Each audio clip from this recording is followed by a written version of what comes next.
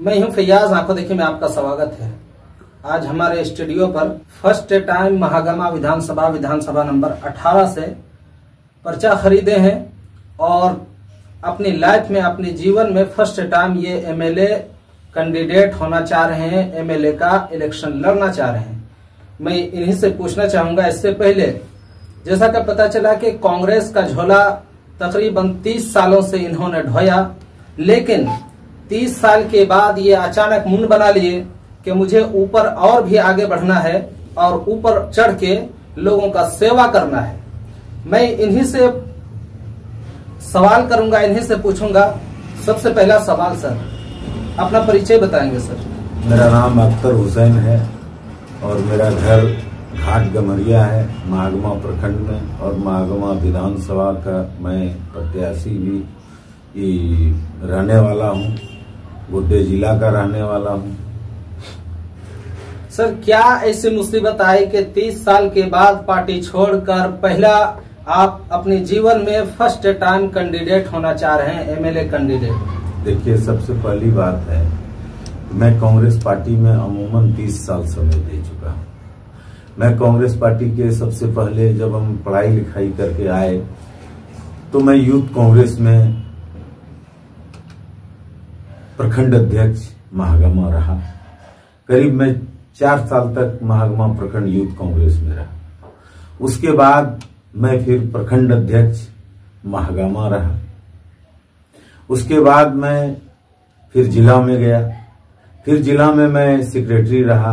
अमूमन जो पदें थी वो रहा। उसके बाद मैं बीच में सेवा दल का कुछ महीने के लिए रहा।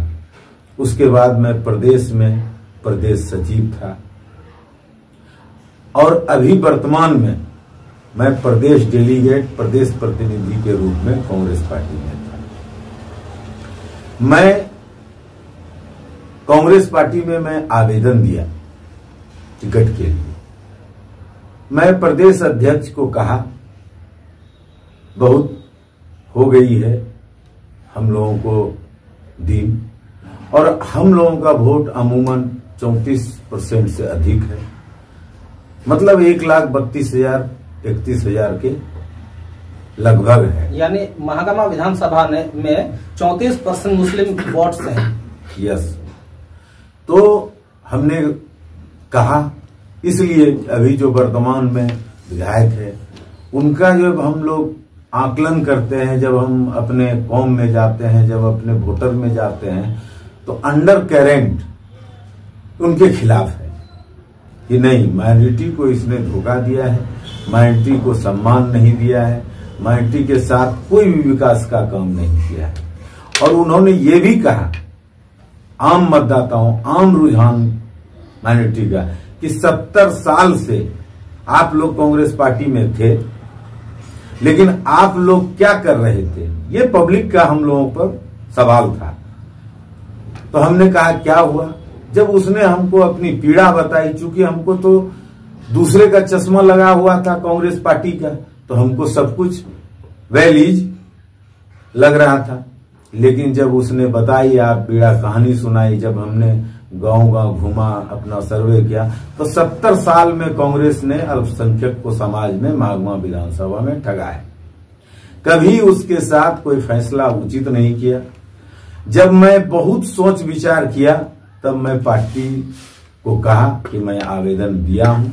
मैं प्रदेश अध्यक्ष को कहा कि देखिए सर, अंडर करेंट बहुत खराब है और इस बार आपका प्रत्याशी वहां से नहीं निकलेगा, कांग्रेस वहां से लूज करेगी, इसलिए आप प्रत्याशी बदल दीजिए। मैं गुलाम अहमद मीर साहब को भी कहा दिल्ली में चल करके, वो हमारे प्रदेश के ये हैं प्रभारी हैं, उनको भी मैंने कहा। खड़गे जी से तो हमारी मुलाकात नहीं हो सकी, लेकिन इतने लोगों को मैंने कहा, लेकिन उन लोगों ने अंतोगत्वा हम लोगों की बात नहीं सुनी। जब नहीं सुनी तो मजबूरन मैं 30 साल का कांग्रेस का सेवा, मुझे कहीं न कहीं बहुत दिल भर आने वाली बात है कि मैं इतने लंबे से सेवा करने के बाद कुछ तो कारण होगा, कुछ तो मुझे दर्द है पार्टी छोड़ने का, लेकिन मैं पार्टी किसके लिए छोड़ रहा हूं? आम आबादी के लिए, आम लोगों के लिए। अब मैं अपने कौम के लिए, अपने रहनुमाई के लिए, कि भाई जब कौम ही नहीं बचेगा और जब हम नहीं बचेंगे तो मेरा बाल बच्चा तो जरूर भविष्य में कहेगा कि आप इतना दिन राजनीति किए, एगो टिकट नहीं पाए और अल्पसंख्यकों को दिया भी नहीं, तो फिर आपने झोला क्यों ढोया? क्यों हम लोग क्या जिंदगी भर दरी ही बिछाते रहे कांग्रेस पार्टी के लिए? क्या हम लोगों को हक नहीं है कि हम लोग चुनाव लड़े? क्या चीज से हम लोग पढ़े लिखे लोग हैं, हम लोगों की आबादी है, उसके बाद भी ऊपर तक नहीं सुना जाता है। राहुल गांधी कहते हैं और खड़गे जी कहते हैं कि जिसकी जितने हिस्सेदारी उतने भागीदारी, लेकिन ये तो बोलने भर का है। लेकिन कहीं ने आप झारखंड में लिस्ट आप उठा लीजिए 29 में अभी जितने लिस्ट आए हैं उसमें सिर्फ एक अल्पसंख्यक डॉक्टर इरफान अंसारी को टिकट दिया गया है। ऐसा अन्याय। तो फिर हम लोगों के पास क्या है? एक विकल्प है, जनता के पास जाएंगे, उसके साथ बात करेंगे, चित करेंगे और उससे हम लोग मतलब उनको सुझाव देंगे, उससे आग्रह करेंगे कि आप लोग लालच भय के साथ मत जाइए, आप निष्पक्ष रहिए, डरिए नहीं, किसी के दबाव में आकर के न आइए और लालच में मत फंसिए। रुपये पैसे खाने पीने और ये लालच बहुत आदमी को गड्ढे में ले जाती है और आज वही हो रहा है। चंद रुपयों के लिए, चंद पैसों के लिए लोग जो है बिक रहे हैं, खरीदा रहे हैं। और हम लोग कौम से आग्रह करेंगे, हम अल्पसंख्यकों से आग्रह करेंगे, उन वोटरों से आग्रह करेंगे कि आप बिके नहीं, आप निडर रहें और एकजुट रहें। आपको जहां भी जाना हो, अभी जो भी प्रत्याशी आएंगे, अभी नॉमिनेशन होना है, नॉमिनेशन के बाद स्क्रूटनी होनी है। सर, मैं सवाल करता हूं यहाँ पे कि देश आजाद होने के बाद से अब तक महागमा विधानसभा में या फिर हमारे झारखंड के अंदर देखा जाए तो कांग्रेस सरकार कितने कैंडिडेट्स को अपनी पार्टी से खड़ा करती थी? देखिए, मुझे जो ज्ञान है कि जब झारखंड अलग हुआ बिहार से, तो उस समय हम लोगों के 3 एमएलए थे, जो मुझे जानकारी है। एक बोकारो से हुआ करते थे आपके इजराइल अंसारी साहब, एक जामताड़ा से फुरकान अंसारी साहब और एक जो है पाकुड़ से आलमगीर आलम साहब। ये झारखंड स्टेट बनने की बात है। उसके पहले तो 31 बिहार में बहुत मतलब था, तो उतना हम लोग, लेकिन अभी घटते घटते बस एक ही बच गए। अभी घटते घटते एक बचे हैं, लेकिन एक पाकुड़ में भी लोग देंगे। चाहे आलमगीर साहब तो जेल में हैं अभी, और अब उनके सीट पर अब जिनको भी दिया जाए। लेकिन आखिर हम दूसरे की क्यों बात करें? हम अपनी बात न करेंगे? हम जहां आबादी में हैं, हम वहां की न बात करेंगे? यहाँ पे ऐसा मैं आपसे एक सवाल पूछना चाहता हूँ, आप पत्रकार महोदय हैं, आपसे भी मैं एक सवाल पूछना चाहता हूँ। क्या महागमा, आपको क्या लगता है महागमा विधानसभा में माइनॉरिटी को टिकट दिया जाए या नहीं दिया जाए? मुझे लगता है कि महागमा विधानसभा में जितनी माइनॉरिटी की तादाद है उतनी ज्यादा और किसी दूसरे कौम की या किसी और दूसरे जमात की इतनी संख्या नहीं होगी जितनी संख्या हमारे मुस्लिम लोगों की है। लेकिन मैं यहाँ पे एक सवाल करता हूँ सर, क्या महागमा विधानसभा में विधानसभा 18 में कभी मुसलमानों को टिकट दिया गया है ये कांग्रेस से? नहीं।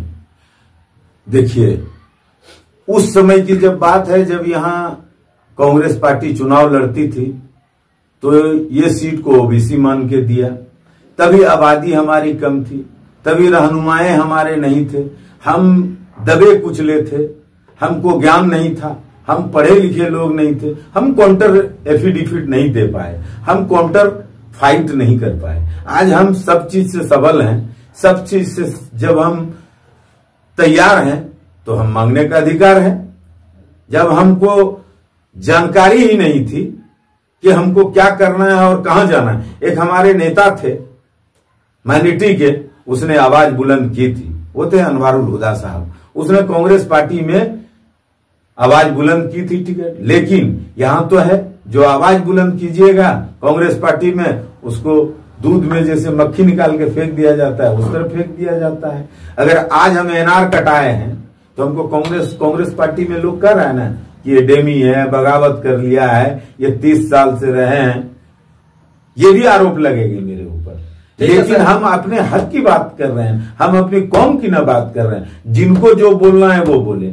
और कांग्रेस और बीजेपी वही है, यहां 15 साल से जीती है, 3 टर्म मेरे सामने जीती है। और अवध बिहारी बाबू तो जंक्शन से आए थे। अवध बिहारी बाबू पहला चुनाव जनसंघ से दिया छाप से लड़े थे, जो मुझे ज्ञात है। और उसके बाद वो कांग्रेस पार्टी में आए, फिर कांग्रेस पार्टी जीते। यहां फिर शहीद साहब एमएलए हुए। ऐसा नहीं है कि महागमा विधानसभा में कांग्रेस का एमएलए नहीं होता है। शहीद साहब 2 बार एमएलए रहे हैं, एक बार फैयाज भागलपुरी एमएलए रहे हैं। तो फिर हम लोगों को क्यों नहीं पार्टी से टिकट देते? दूसरे दल देती है, लेकिन आप क्यों नहीं देते हैं? इसका मतलब हम लोग आपके बंधुआ मजदूर हैं। सर, अब यहाँ पे मुद्दे पर सवाल होगा कि आप किस मुद्दे पर जनता को वोट मांगेंगे? आपका ये 5 साल अगर जनता आपको देती है तो 5 साल में कितना मुद्दा रहेगा और किन मुद्दों पर फोकस करके आप वोट मांगेंगे और जीत हासिल करेंगे? देखिए, सबसे पहली बात है जिस बात को आपने उठाया कि आप किस मुद्दे पर वोट मांगेंगे। सबसे पहला तो हम ये कहेंगे अपने समाज को कि आप भय मुक्त रहिए, किसी से डरिए नहीं, किसी से लालच नहीं कीजिए। और हम कल भी बोले हैं पत्रकार में कि सबसे पहला मेरा उद्देश्य होगा, अगर हम चुनाव मैदान में जाते हैं तो मेरा घोषणा पत्र रहेगा कि हम अपने आवाम को, चाहे वो किसी भी धर्म का हो, जाति का हो, सबसे पहले उसके लिए हम सुविधा बनाने का प्रयास करेंगे कृषि का। क्योंकि मैं एक खुद किसान का बच्चा हूं, मैं कोई बड़ा आदमी नहीं हूं, मैं एकदम शुद्ध किसान का बच्चा हूं और मैं खेती करता हूं और मेरे खेती ही उपार्जन का ये है। तो मैं सबसे पहले कृषि में काम करूंगा, उसके बाद मैं शिक्षा में काम करूंगा। जब पेट भरेगा तब मैं शिक्षा में काम करूंगा। और शिक्षा में ऐसा काम करूंगा कि जिस विद्यालय में हो, अगर मदरसा हो तो वहां दोनों कौम के बच्चे पढ़े। मैं उसके बाद विवाह भवन बनवाऊंगा, जहां हमारे कौम को शादी ब्याह करने में टेंट और पंडाल लगाना पड़ता है, दरी जमीन में बिछा करके निकाह करानी पड़ती है। हम उस गांव में, पंचायत में एक भव्य विवाह भवन बनाएंगे, जहां आदमी गरीबों को फैसिलिटी हो, जहां आम लोगों को फैसिलिटी हो। बड़े लोग तो कहीं से कहीं टेंट पंडाल लाखों लाख का लगाते हैं और वो शादी ब्याह कर लेते हैं, या वो कहीं अन्य होटल बुक करके कर लेते हैं। लेकिन गरीब का क्या होता है? मैं उसके लिए सुविधा उपलब्ध कराऊंगा। उसके बाद मैं मदरसे को देखूंगा, तालीम देखूंगा। मैं और एक पैगाम देना चाहता हूं अल्पसंख्यक बिरादरी के लोगों को कि सबसे पहला शिक्षा जरूरी है। जब आप शिक्षित होइएगा तभी आप लड़ सकिएगा, तभी आपको ज्ञान होगी कि मुझे किस बात पर बोलना है और किस बात को लेके आगे जाना है। और देखिए, अभी चुनावी समर है, इस समर में सभी घोषणाएं करेंगे। लेकिन मैं, शायद आप भी पत्रकार महोदय जानते होंगे कि मैं 30 साल से यहाँ राजनीति करता हूं और मेरा हर गांव और हर कस्बे में एक मेरी पहचान है। वो मुझे जानते हैं। मुझे घोषणा करने की जरूरत नहीं है कि हम क्या करेंगे नहीं करेंगे। वो जानते हैं कि ये कर्मठ आदमी है, ये ईमानदार आदमी है और काम करने वाले हैं। और नहीं तो एक एक विधानसभा में, एक एक घर, एक एक कस्बा व्यक्तिगत मेरे फैमिली को जानते हैं कि मेरा फैमिली कैसा है, मेरे फैमिली का कैरेक्टर कैसा है, हम लोग किस मिजाज के लोग हैं, ये सभी लोग जानते हैं। सर, एक लास्ट सवाल और तीखा सवाल। और हम, एक मिनट में, और हम कोई वादा नहीं करने जा रहे हैं इस चुनाव में, न हम कोई घोषणा करने जा रहे हैं। मैं सिर्फ आगाह करके मैं वोट मांगूंगा। जब मैं बन जाऊंगा तब मैं काम करूंगा। घोषणाएं तो हजारों करते हैं और कर रहे हैं। कांग्रेस पार्टी कर रही है, बीजेपी कर रही है। बीजेपी और कांग्रेस तो एक ही चट्टा बट्टा है। वो बीजेपी वाले हमको भय दिखाते हैं और कांग्रेस वाला भय दिखा के वोट लेता है कि भाई तुम वोट नहीं दोगे तो बीजेपी जीत जाएगी, और बीजेपी वाला हमको जगह नहीं देता है। अशोक भगत यहां 15 साल रहा ना, 2 टर्म लगातार रहे और 1 टर्म फिर बीच में रहे।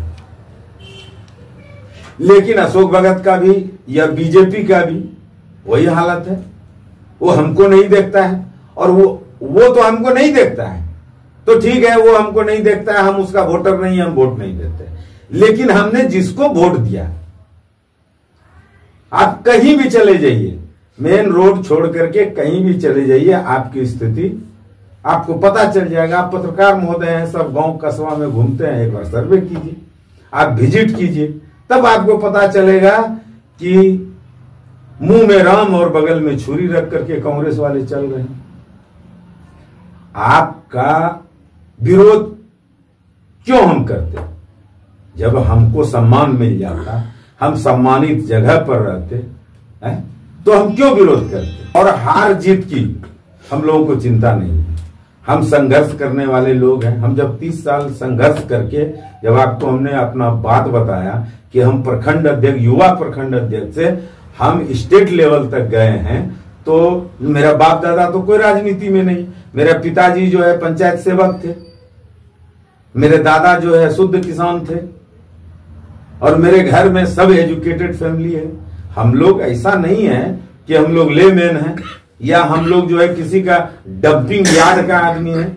हम लोग तो आदमी को बनाते हैं।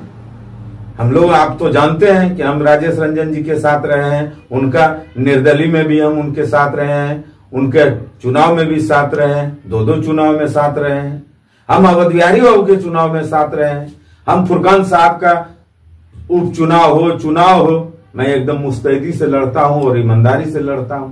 लेकिन कहीं न कहीं मेरे दिल में पीड़ा हुई, जो आज मैं इस मुकाम पर पहुंचा हूं और बहुत सोच विचार कर पहुंचा हूं, और मैं ये निर्णय लिया हूं कि कांग्रेस पार्टी और बीजेपी दोनों को मैं सबक सिखाऊंगा, चाहे इसका परिणाम जो भी हो। जनता है, जनता के बीच में जाएंगे, अपनी बात रखेंगे, मत देना उसका काम है, न देना उसका काम है। वो जो जनादेश देगा वो सर आंखों पर है और हृदय से कुछ नहीं लगाना है। जो देगा जनादेश, उसके लिए मैं तैयार हूं और उसके साथ हूं और उसके सुख दुख में हूं। वो वोट दे या ना दे, पहले भी था और आज भी हूं।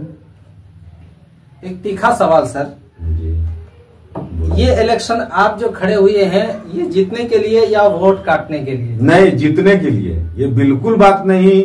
आप पत्रकार महोदय, जब सर क्या रखते हो उम्मीद है कि आपकी कौम, हमारी कौम, आपको अपनी कौम साथ देगी? आपको जहां आप बोलते हैं कि 32% 34% मुसलमानों की तादाद है, जहां पे 1,32,000 या 34,000 मुसलमानों की तादाद है, और यहाँ तो मुझे लगता है कि 60,000 70,000 जो लाल है वही विजय बनता है।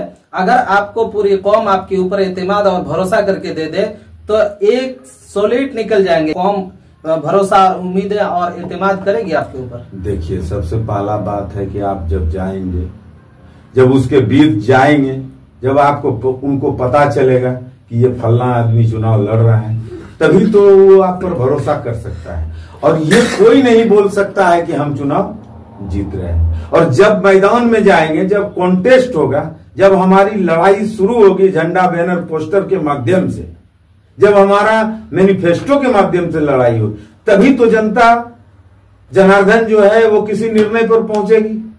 अभी तो कुछ भी बात बोलना वो बेफजूल बात है। और अगर हम बोल देते हैं अभी आपके स्टूडियो में कि हम जीत जाएंगे और जीत रहे हैं, ये तो बोलना एकदम निराधार है। और जो भी बोल रहा है वो बेकार बात बोल रहा है। जब जनता का मैंडेट आ जाएगा, जब रुझान आपको मिलने लगेगा 5 दिन में 10 दिन में, तब आप कह सकते हैं कि नहीं, आप जो है यहां ये है, यहां वो है। कहीं न कहीं आप पत्रकार महोदय, जब चुनाव जब होता है तो पहला फेज होता है नॉमिनेशन का, और नॉमिनेशन में भीड़ जिसकी रहती है, ये कोई जरूरी नहीं है कि वो भीड़ सब वोट में तब्दील हो जाए। हमने देखा है, हम राहुल गांधी, हमारे राजेश रंजन जी चुनाव लड़ रहे थे और उस चुनाव में मैं इलेक्शन एजेंट था। राहुल गांधी आपके ऊर्जा नगर स्टेडियम में आए थे, 25 लाख की भीड़ थी और हमको वोट कितना आया? 18,000। तो भीड़ से नहीं आंका जाता है वो वोटर को। वोटर तो साइलेंट होता है, वो तो जो भीड़ है वो तो ये तो एक भोज है, एक पर्व है, ये पर्व है, ये निर्वाचन आयोग का महापर्व है। देखिए आप जगह जगह पोस्टर लगा है, ये पर्व है, ये पर्व में बढ़ चढ़ के हिस्सा लीजिए। तो बढ़ चढ़ के हिस्सा लेना है, गाजा बाजा भी सुनना है, माइकिंग सुनना है, बढ़िया बढ़िया चेहरा को भी देखना है और भाषण भी सुनना है। सुन के गए, इस काम से सुने, इस काम से खत्म। फिर जो निर्णय आएगा वो 23 तारीख को आएगा, जब माइकिंग बंद होगा 22 तारीख को। नॉमिनेशन आप कब कर रहे हैं सर? मैं नॉमिनेशन 29 तारीख को करूंगा और बहुत सादे समारोह से करूंगा। मैं कोई भीड़ भाड़, कोई जन सैलाब लेके नहीं, इसलिए भीड़, हम तो बोले भीड़ किसी का नहीं है। सर अब एक सवाल, लास्ट सवाल, आप नॉमिनेशन कर लेंगे, आप इलेक्शन भी जीत जाएंगे, अल्लाह करे कि आप जीत भी जाए, लेकिन जीतने के बाद आप एक तरफ अकेले रहेंगे और एक तरफ पूरी भीड़ रहेगी, क्या आपकी बात उस समय सुनी जाएगी? आप अपने किए हुए वादे को पूरा कर पाएंगे? देखिए, ये विधानसभा में जब लोग जाते हैं तो व्यवस्था उसके हाथ में होती है, और विधानसभा क्या है, वो हम महागमा विधानसभा का एक डोमिनेटेड प्रतिनिधि है। वहां मेरी आवाज सुनी जाएगी और वो जगह रहता है, इसीलिए आपको वहां भेजा जाता है। वहां ऐसा नहीं है कि हम विधायक रहेंगे, सरकार दूसरे दल का रहेगा तो मेरा वो नहीं सुनेंगे। सुनना है इसलिए कि हम वो विधानसभा के प्रतिनिधि हैं। जितना बीजेपी वाले को आवंटन होगा उतना निर्दलीय को होगा, उतना जेएमएम को होगा, उतना कांग्रेस को होगा, और उस आवंटन को आपको विधानसभा में खर्च करना है। आपको रोड बनाना है, आपको बीजेपी वाले भी अनुशंसा करेंगे, कांग्रेस वाले भी अनुशंसा करेंगे, सब अनुशंसा करेंगे, फंड के आधार पर देना है।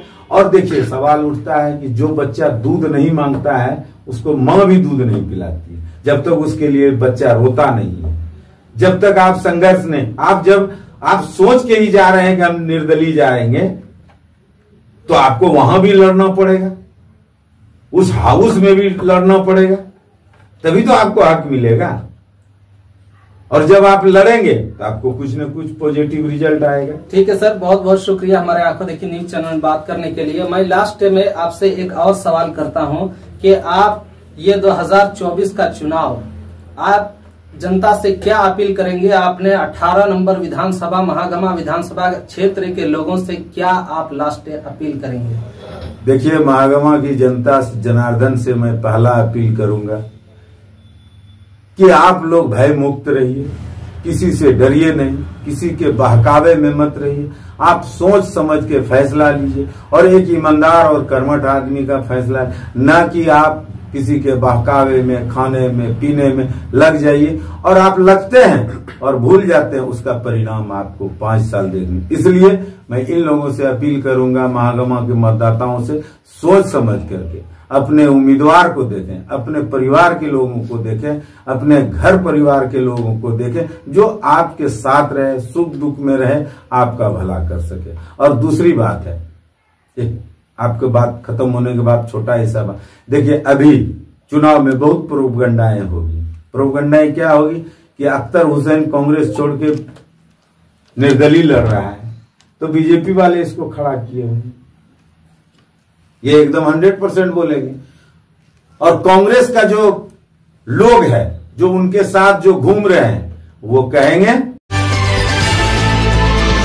आप देख रहे हैं आंखें देखी।